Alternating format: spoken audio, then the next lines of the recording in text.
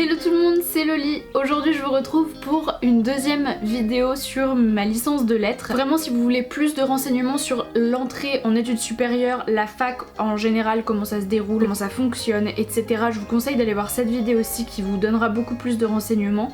Là je vais vraiment vous parler de mon programme de L2.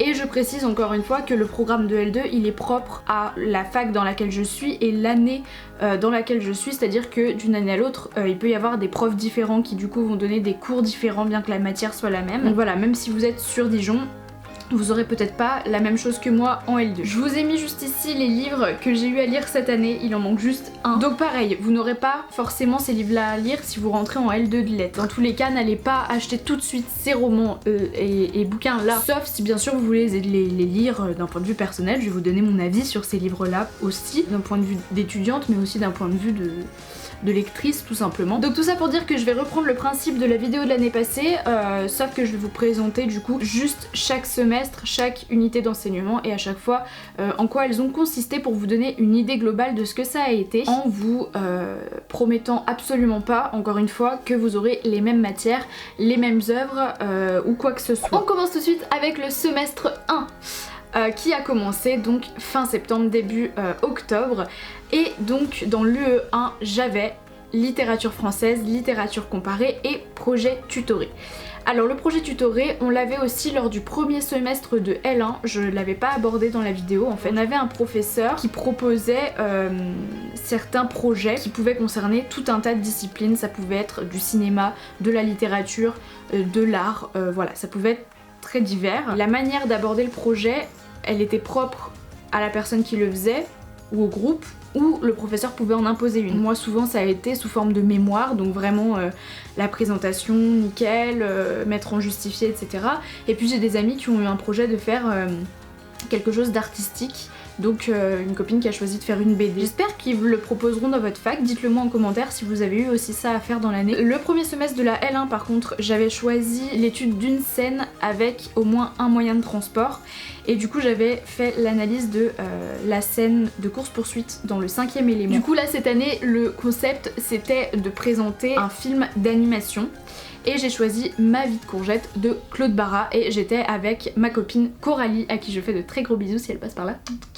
En littérature française, nous avions deux œuvres à étudier qui étaient Les Amours de Ronsard, donc un recueil de plusieurs poèmes, et Yvain le Chevalier au Lion de Chrétien de Troyes. Alors ce début de semestre était assez spécial en littérature française puisqu'en fait on avait deux profs différents qui faisaient deux CM différents, un pour Ronsard, un pour Chrétien de Troyes. Et on avait un seul TD qui regroupait les deux œuvres avec juste le prof qui faisait le cours sur Chrétien de Troyes. Voilà, il faut juste bien comprendre en début de semestre encore une fois les enjeux de chaque cours parce que sinon vous allez vite être perdu et puis... Du coup l'examen de fin d'année c'était soit disserte sur les deux œuvres, soit commentaire d'un extrait du Chevalier au Lion. En littérature comparée on avait beaucoup plus d'œuvres que l'année passée à étudier et ça nous a fait un peu peur.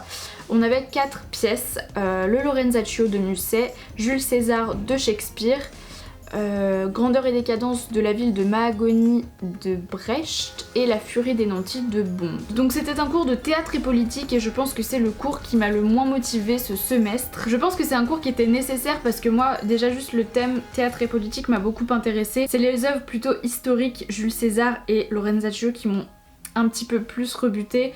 Au moment de la lecture c'était pas un moment de plaisir en fait. Après pour Grandeur et décadence de la ville de Mahagoni et La furie des nantis j'ai beaucoup aimé. En UE2 on avait 4 TD, donc littérature appliquée au monde professionnel ou latin au choix, notion de littérature, informatique et notre langue vivante. En littérature appliquée, on a étudié les évolutions du livre, de l'écriture et de la lecture. Et c'est vraiment un cours que j'ai beaucoup aimé. Chaque semestre, c'est un cours que j'adore. On a abordé l'accès à l'écriture, à la lecture, donc à l'apprentissage, les manières d'écrire les différents alphabets, les bibliothèques, la manière de conserver les livres, le support livre, comment il était, depuis l'Égypte antique jusqu'à nos magnifiques médiathèques. En informatique, alors oui, on avait de l'informatique ce semestre. Très bizarre, on s'est tous regardé en mode mais qu'est-ce qu'ils nous mettent de l'informatique obligatoire? Lors de ce premier semestre, on a abordé les traitements de texte, donc Word, et puis les PowerPoint, donc mettre des animations sur des slides, etc. Donc vraiment c'est quelque chose de pas sorcier si vous avez l'habitude de faire ce genre de présentation. Et on a abordé donc le PIX. Voilà, le PIX c'est en gros une certification qui va vous donner un nombre de points qui va correspondre à un niveau en informatique que vous aurez sur votre CV. Donc si jamais vous avez une autre personne qui a un CV à 800 points et que vous en avez que 150, bah il y a de grandes chances, si c'est un poste de secrétaire, c'est sûr que c'est la personne à 800 points qui sera choisie. C'est une fourchette que je donne totalement aléatoirement, je ne sais pas combien ça peut s'élever. En notion de littérature, on a eu comme thème la lecture et son histoire. Alors ça peut paraître intéressant comme ça, parce que moi je l'abordais un peu dans un sens historique, chronologique, etc. Et en fait c'était plus un cours philosophique, j'ai envie de dire, qui a abordé des thèses d'auteurs sur les différentes visions de lecture, quelque chose de très psychologique autour de la figure du lecteur, de la lectrice. Ouais, de manière plus théorique, je dirais, qu'historique. Enfin, je sais pas comment vous expliquer la chose, mais voilà, c'est un cours qui m'a un petit peu moins plu parce que voilà, la structure du cours, je la comprenais pas trop.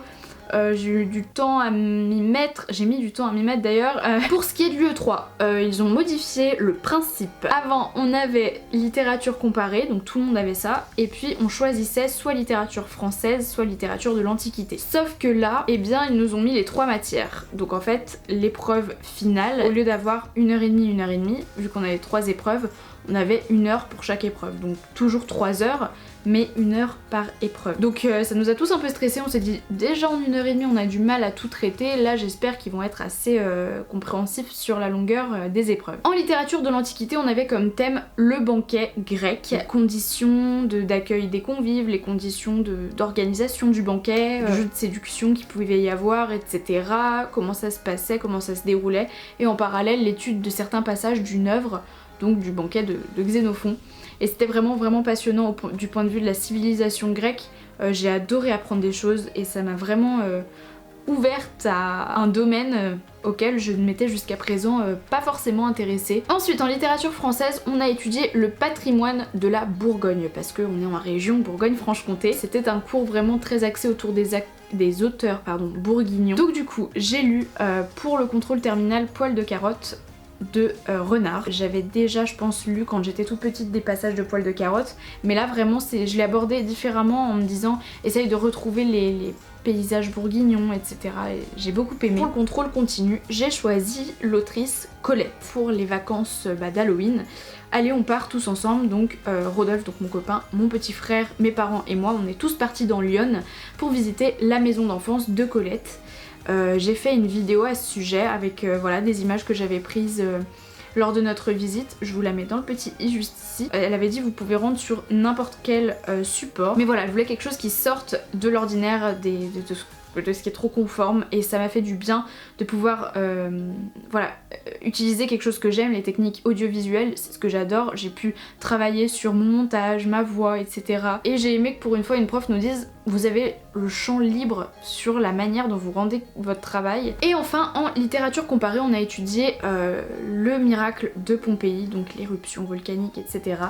Au travers de différentes œuvres artistique, donc littéraire, pictural, cinématographique aussi. On aborde beaucoup de choses et je crois que c'est mon UE favorite. Chaque année, dans toutes les UE, j'aborde des choses vraiment dont j'ai pas l'habitude et je fais un maximum de découvertes en UE3, donc voilà. C'est mon UE préféré. En UE4, on avait linguistique et une nouvelle matière qui était pratique de l'oral. Alors, je tiens déjà à repréciser, je sais que la linguistique, ce n'est pas grammaire. On me l'a précisé sous mon ancienne vidéo. Dans cette vidéo, ça faisait déjà 1 an que j'y allais, je sais ce que c'est que de la grammaire, je sais ce qu'est la linguistique. Je sais que la linguistique touche à beaucoup de domaines, mais on l'a d'abord abordé en L1 autour de ce qui est très grammatical, donc groupe nominal, sujet, verbe, voilà. Ça a été ça pendant notre première année. Là, la deuxième année, on a abordé des choses un peu plus larges autour du langage, autour... voilà. Et pour vous dire, la linguistique n'est toujours pas ma matière préférée, bien loin de là. Et donc, pratique de l'oral, on a étudié des textes à dimension orale. Mon UE5, vous le savez peut-être maintenant si vous regardez mes vidéos depuis le début de l'année, je faisais un UE5 engagement citoyen. Donc j'enseignais le français, ou en tout cas, j'étais une aide à l'apprentissage culturel et scolaire du français pour une étudiante réfugiée. Donc j'ai rencontré cette jeune femme syrienne de 28 ans qui était à la fac pour apprendre le français, parce que elle ne parlait pas du tout français, elle parlait l'arabe, et donc moi qui n'ai aucune notion dans cette langue, dans son alphabet. Je me suis dit ça va être une galère pas possible, surtout avec ma capacité de linguistique et de grammaire. C'était plus possible. J'ai adoré lui apprendre d'un point de vue de mon expérience d'enseignante. Si jamais un jour je deviens enseignante, qui sait. Ça m'a beaucoup donné envie d'enseigner. Voilà, de lui faire des exercices, de faire moi-même préparer mes petits exercices quelques semaines avant sur certains thèmes. J'avais fait à chaque fois la Chandeleur, la Saint-Valentin, Noël. Le fait que peut-être elle ne fêtait pas de la même manière et du coup apprendre du vocabulaire aussi par rapport à des choses qu'elle connaissait. Elle adorait, on est devenues très amies toutes les deux. J'ai adoré cette expérience, c'était une expérience très enrichissante. Donc comme je l'ai dit dans mon expérience d'enseignante, mais également humainement, d'être cette personne référente autre que ses professeurs de français, autre que les assistantes sociales, autre que les gens de la préfecture, cette personne qui peut lui dire oh j'aime bien tel coiffeur, il est pas trop cher, je te donne un petit tip, tel café il est sympa, il propose des activités, voilà, être cette personne en qui elle a confiance et surtout elle ne me doit rien. Je dis pas qu'elle doit des choses au professeur etc, mais je trouve que c'est une relation qui va que dans un sens et là c'était tellement un partage de culture. Elle me donnait des tupperwares avec des petits gâteaux etc et vice versa et je lui offrais des livres que j'avais l'occasion de lire quand j'étais petite pour son petit garçon qui est en moyenne section. Donc voilà, on avait vraiment un échange, un partage sur nos cultures différentes. On passe maintenant au semestre 2. En UE1, plus de projets tutorés, on avait seulement littérature française et littérature comparée. En littérature française, on a étudié 2 œuvres du XVIIe siècle, L'Astrée d'Honoré d'Urfé et L'Illusion comique de Corneille, donc une pièce de théâtre et une œuvre un peu plus romanesque, même si à la base il n'a pas été écrit comme étant un roman. Alors, l'écriture du XVIIe siècle, alors encore c'était traduit, ce n'était pas du vieux français, mais l'écriture d'Honoré d'Urfé, j'ai eu beaucoup de mal. Et à la fois, l'histoire, l'étude de l'histoire par la prof était super intéressante, super enrichissante, j'ai appris plein de choses, mais alors lire le livre, ça a pas été une partie de plaisir. L'illusion comique un peu plus, mais alors l'Astrée ça a été vraiment très très compliqué de me mettre dedans. Je pense que j'aurais dû commencer à lire pendant les grandes vacances pour m'en faire une idée, parce que là quand je suis arrivée à la fin de mes partiels, que tout allait bien dans ma vie, que c'était fini, c'était derrière moi, je me suis mise devant mes livres du second semestre et je me suis dit ouh là là là là là là là là là, tu ne viens pas de quitter quelque chose de pourri pour quelque chose de mieux. Non. En littérature comparée maintenant, on a étudié L'amant de Marguerite Duras et L'amant de Lady Chatterley de T.H. Lawrence. J'ai adoré L'amant, même s'il était plutôt difficile dans son étude. Pour ce qui est de L'amant de Lady Chatterley, j'ai adoré l'étude, j'ai adoré l'histoire, mais j'ai trouvé ça un peu longuet. En UE2, on avait les mêmes cours, sauf que cette fois-ci en littérature appliquée, on a abordé quelque chose de beaucoup plus personnel. Donc à chaque semaine, on avait un texte à produire, on écrivait tout le temps en cours.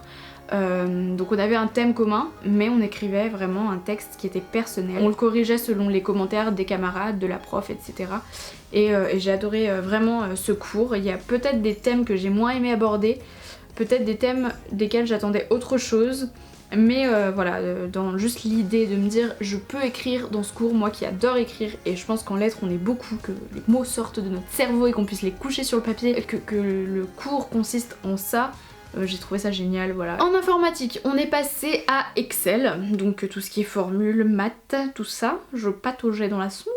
Et puis donc on a passé le PIX, qui pour moi était assez simple, mais bon, j'avais que 5 domaines de compétences. Rodolphe en a 16 à passer cette année, parce que lui il est en DUT informatique, enfin multimédia, etc. Et enfin en notion de littérature, j'ai adoré ce cours. C'était un cours sur les romans de l'imaginaire, donc on a étudié le fantastique, voilà, fantasy, gothique, tout ça, et j'ai adoré qu'il y ait un cours là-dessus. On a tellement des cours qui abordent, je vous l'ai dit, politique, des questions un petit peu plus thématiques. Là, on étudiait vraiment les genres qui questionnent le psychique du lecteur et du personnage, et j'ai adoré ça. Je vous garantis pas encore une fois que vous aurez des cours comme ça où vous aurez des ateliers d'écriture et que vous étudierez de la fantaisie, du fantastique, mais pour vous dire que la licence de lettres est assez large et vraiment aborde plein de choses, c'est pas seulement les classiques, Balzac, même si c'est très bien et qu'on le fait aussi, on aborde vraiment beaucoup de domaines de la littérature. Ensuite en UE3 on a eu à nouveau les 3 matières différentes. En littérature de l'Antiquité on a étudié l'épopée latine. En littérature française c'était littérature et politique. Encore, oui, sauf que là c'était plus la littérature face à la politique, donc la question d'engagement. Et on abordait ça autour de la littérature mais aussi de l'art, avec des œuvres picturale et en littérature française on a abordé différentes représentations de la Première Guerre mondiale. J'ai bien sûr étudié un film, donc Les Fragments d'Antonin. Si vous voulez une vidéo dessus, je vous en ferai une très volontiers. N'hésitez pas à me demander. En UE4, on a eu encore une fois linguistique textuelle et un nouveau cours qui était la question de traduction. En question de traduction, on a eu à lire au moins une pièce de théâtre de Shakespeare parmi Macbeth, Hamlet et Le Roi Lear, et on avait une étude à faire dessus en groupe. On a dû aussi lire Le Canard Sauvage d'Ibsen. C'est la deuxième pièce d'Ibsen que je lis en 2 ans et j'adore. Le cours consistait en fait en une comparaison de traduction française de textes qui à la base n'étaient pas francophones. Donc voilà, c'était très intéressant. On a également assisté à différentes conférences. En tout cas moi j'ai assisté à 2 colloques, l'un sur la traduction des sous-titres et pour le doublage de séries anglaise, et l'autre colloque était en fait un entretien avec Lionel Henry qui est un doubleur français qui a fait beaucoup de doublages, notamment quand Harry rencontre Sally. Je pense que voilà, ça parle à beaucoup. Tu as un affront ambulant à toutes les femmes et je suis une femme. Je dis pas que je pavoise, mais je n'ai enregistré aucune plainte. En UE5, comme je vous l'ai dit, j'ai poursuivi l'engagement citoyen, et donc est-ce que je le continue ou pas, je ne sais pas. Je sais que le fait que j'ai garde l'option a bloqué des places aux autres qui auraient aimé faire ça. Et je pense que c'est une expérience que chacun doit essayer de vivre s'il est motivé. Pour moi c'était important de le faire et ça m'a fait plaisir de le faire. Et ça m'a fait plaisir de voir que je pouvais rendre quelqu'un mieux dans sa vie de tous les jours. Je vous ferai bien une vidéo beaucoup plus globale sur cette expérience qui a été hyper enrichissante humainement. Mes choix pour l'année prochaine, je n'ai pas encore le programme de l'année prochaine. Voilà, j'attends de voir. En tout cas, moi j'espère que votre année scolaire s'est très bien passée et que la prochaine se passera très bien.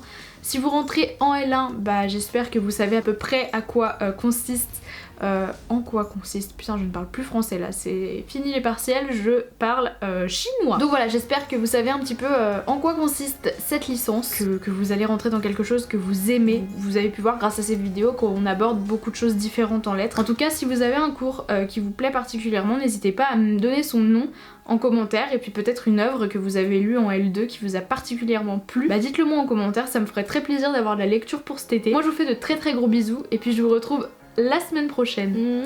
Ciao!